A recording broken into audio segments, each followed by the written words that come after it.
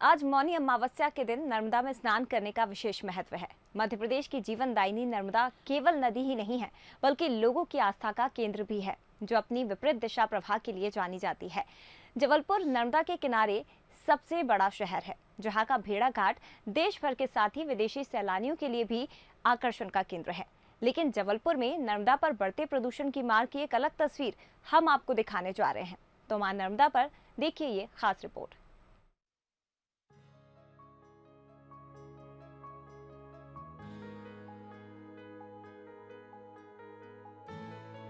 मध्य प्रदेश की प्राण कही जाने वाली नर्मदा एक ऐसी नदी है जो लोगों की आस्था का प्रमुख केंद्र है। करोड़ों लोग नर्मदा को अपनी मां मानते हैं। हर शुभ घड़ी में सैकड़ों भक्त मां नर्मदा में डुबकी लगाने आते हैं, उनकी परिक्रमा करते हैं। आधुनिकता की बेलगाम अंधी दौड़ में हमने नर्मदा के जल में जहर घोलने का काम किया है। गुप्त नर्मदा क्यों हो रही है? जल संग्रहण क्षेत्र खत्म होता जा रहा है। हर क्षेत्र जिसको बोलते हैं, तो न जीवन होगा न कोई संपदा होगी। सही बात, स्वाभाविक। वो आंचल ही सिमटता चला जा रहा है। पॉल्यूशन रोकने के लिए देखिए जो भी उपाय सरकार कर रही है वो तो ठीक है, लेकिन ग्राउंड पे वो कई बार देखने नहीं मिलते। जैसे खास तौर से जो बोला जाता है कि नदी में मिलने वाले सारे नाले वगैरह जो बंद कर देना चाहिए, डायरेक्ट उनमें पानी गंदा पानी नहीं जाना चाहिए। आप किसी भी नदी में कहीं भी जाके देखो, कई नाले आपको मिलते हुए देखेंगे, छोटे बड़े नाले। इनमें फिल्टरेशन प्लांट लगाना चाहिए, उसके बाद ही वो पानी नर्मदा में या दूसरी नदियों में छोड़ना चाहिए। नर्मदा को प्रदूषण से मुक्त करने के लिए तो कई अभियान चलाए जा रहे हैं। केंद्र सरकार ने मध्य प्रदेश को 15 करोड़ रुपए की सहायता भी दी है। इसके अलावा राज्य सरकार भी नर्मदा के जल को प्रदूषण से बचाने के लिए कई प्रकार के खर्चीले उपाय कर रही है।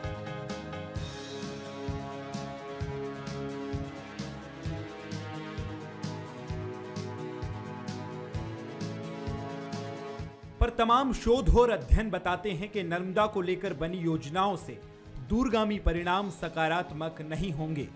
करीब 11 लाख की आबादी वाला जबलपुर नर्मदा के किनारे बसा सबसे बड़ा शहर है, जहां घरेलू सीवर की निकासी के लिए कोई केंद्रीकृत सीवरेज व्यवस्था नहीं है। नगर निगम जबलपुर द्वारा जो घरेलू दूषित जल निकलता है, उसके लिए 3 STP अभी वर्तमान में चल रहे हैं और 2 अंडर कंस्ट्रक्शन है, जिसमें करीब 90% काम हो गया है। सर, प्रशासन और बोर्ड इस पे सतत निगरानी रखे हुए हैं। पर्यट नदी के किनारे डेरिया हैं, उसमें प्रदूषण होता है और वो पर्यट नदी गोद नदी में मिलती है। गोद नदी की जरूर वाटर क्वालिटी B कैटेगरी की है, जो कि उससे तुलना में थोड़ी सी डिटोरेट है, वो कि लेकिन शीघ्र ही इसके लिए एक राज्य शासन द्वारा एक डेयरी स्टेट की निर्माण किया जा रहा है। यही एक मेरा ये कहना है कि पॉल्यूशन के लिए जितने भी जो नाले हैं, जितने आसपास की गंदगियां हैं, जहां से वो आकर मिलती हैं, उस रास्ते को बंद कर दिया जाए। नर्मदा हम सबके जीवन रेखा है। नर्मदा के दर्शन से ही पुण्य मिल जाता है।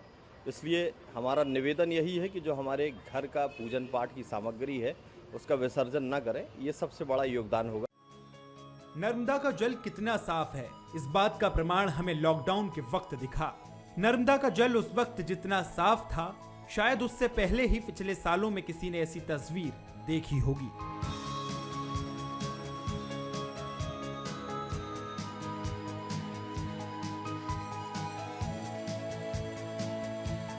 उस वक्त पानी को वैज्ञानिकों ने मिनरल वाटर का दर्जा दे दिया था। जानकारों का कहना है कि हाल के वर्षों में जिस तरह से नर्मदा के आसपास पर्यावरण को दूषित करने का प्रयास किया गया है, उससे जीवनदायिनी के अस्तित्व पर ही प्रश्न चिन्ह लगने लगे हैं। अमित सोनी, बंसल न्यूज, जबलपुर। और अब आपको दिखाते हैं नरसिंहपुर के बरमान घाट की तस्वीर, जो इन दिनों नाले में तब्दील होती जा रही है। यहाँ दूर दूर तक नजर आता है तो बस कचरे का ढेर, जिससे लोगों को खासी परेशानियों का सामना करना पड़ रहा है।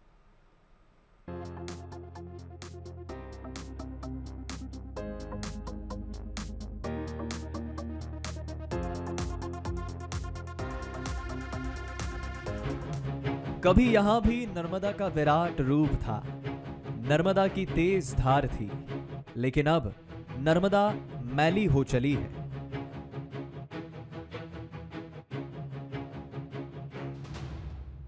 कम होता जलस्तर ही नर्मदा की पीड़ा नहीं है, बल्कि कचरे के ढेर ने नर्मदा के आंचल को छलनी करने का काम किया है। ये तस्वीरें नर्मदा के उस तट की है जहां भगवान ब्रह्मा ने तपस्या की थी। नरसिंहपुर के बरमान घाट पर इसी आस्था के चलते साल भर तक श्रद्धालुओं का तांता लगा रहता है और शायद ये आस्था नर्मदा की स्वच्छता पर अब भारी पड़ रही है। यहाँ के तो ये है कि अपन मैया के दर्शन के लिए आए हैं। गंदगी तो चारों तरफ हो रही है, लेकिन एक बात की खुशी है लॉकडाउन में ये है कि जल साफ स्वच्छ दिख रहा है, ये इस बात की खुशी है। अभी तो यह इतना साफ पानी जल दिख रहा है, लेकिन इसके पहले जैसे आते थे गंदगी और ज़्यादा थी।